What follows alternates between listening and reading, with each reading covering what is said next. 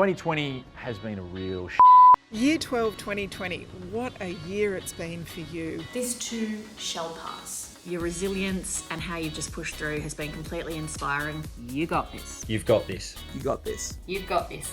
Remember, you've got this. G'day Year 12s, I'm Dr. Andrew Rochford and I'm here with Year 12 graduate Antonia to talk to some experts about what's next for you guys. Today is very exciting. We're talking to Nick Molnar, CEO and co-founder of Afterpay, about having a great idea, believing in yourself and making it happen. Nick, thank you so much for joining us. Thank you for having me. So what did you do to kickstart Afterpay when you first started it? It's been a pretty long journey, I think, from finishing high school to university that, kind of led me to this position. My background was in retail. My family was in retail. I sold the most jewelry online out of my bedroom at university. So that's kind of how I got going. And then my neighbor at my parents' place was running a big public investment fund. We got to know each other and we ended up building Afterpay together. The class of 2020 just finished, like myself. So what was that time like for you when you graduated? I mean, like the non-PC part of my school, like I worked really hard in year 12. I probably didn't work very hard in year K to 11.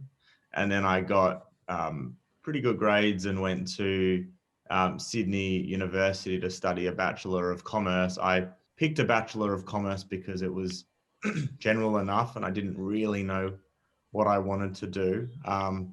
I was playing a lot of rugby at the time, finishing school. So while I was at school, I was playing for the Sydney Roosters juniors, and then went to university and played for Sydney University rugby. So, life was about, for me, sport, some study, and, building a business on the side. That was kind of my life at the time. But there's a lot of moving forces, I think, when you finish school, where there's no way most people don't know what they want to do. And there's so much life experience that comes in the, 3 to 5 years post finishing school, I think, that clarifies that.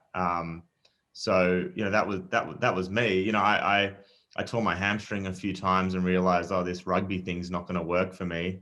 And my grades then at university were weak. And so I went and studied a CFA, which, is just a very difficult finance task that 25 to 30% of people pass. But I did that just to prove that I was capable because I had devoted my life to sport, and I was pretty successful in my side hustle as well at the time. So look, I just think everything has its way of working out if you have the right mindset. So yeah, that's a really long way of answering that. I had no idea, other than sport and a side hustle, what I was going to do when I finished year 12. Any tips that you wish that you knew when you started Afterpay? A lot. My wife always says to me, I just don't look down. Don't comprehend what's happening right now, because the moment you slow down and look down, it all gets pretty daunting. But it feels the same, when you're finishing school, when you're graduating from university, when you're figuring out if you become an entrepreneur or get a job. It's just all relative. So the feelings don't change. What is the first step to finding a career that you're passionate about? How did you do that yourself? I just think you should speak to a lot of people, and seek out experts in the field. But people generally are good human beings, and they come from the mindset of acknowledging that they've been in that position before, and if they can be helpful, amazing. So I would encourage people to speak to others far more, and then, go from there. It's inexpensive to start a business these days, and you've got to be clear on when it becomes a side hustle to move into a primary hustle, because you'll always delay. Inertia will always delay. But if you write down exactly what qualifies this to be real and to give you the confidence to do it, and you don't move the goalposts as time progresses, I think that's that's the biggest way to keep someone grounded in reality and to make the right decision. How important is that resilience and faith in yourself when you're trying to pursue an idea? Yeah, I think it's all a mindset and a behavior. And sport teaches you a lot about mindset and behavior and skill, right? But I think skill's the prerequisite to achieve what you need to. Like you're not there if you don't have the skill. And then it all becomes like the difference between creating your own luck is all about mindset, and being able to deal with ambiguity, but feel confident in the direction that we're running in, because that allows you to, lead without a plan.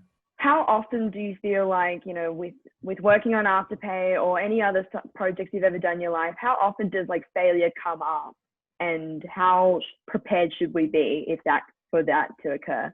Well, I think it comes up every day. The problem is in work when you don't speak about failures and you're always celebrating the successes. I mean, like, it's very easy at Afterpay. We're growing quickly. You can look at a whole lot of the good, but the good is sometimes camouflaged by momentum that's being built, and good to great is about reflecting on all of the failures that take place and readjusting course continuously. So I think it's a cultural thing, but failure is not bad. It's just part of life. And then that steers you in the right direction, gives you more context of the world, and then you can make better decisions. What have you taken away from this whole experience?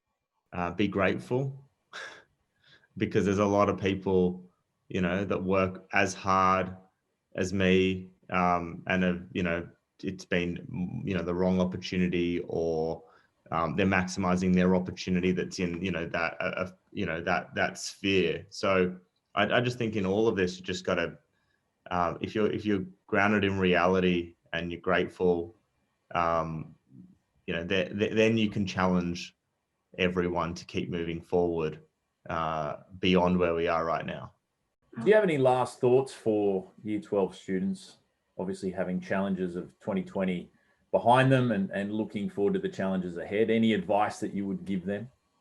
Look, I think graduating in 2020 means it's one of the hardest Year 12s that any Year 12 cohort has gone through, and that has its challenges, but also I think provides a level of resilience and opportunity for everyone graduating. It was one of the best moments of my life when I was graduating from Year 12 and I was going through university, and I didn't appreciate it at the time until things got way more crazy. So you just got to enjoy it at the same time.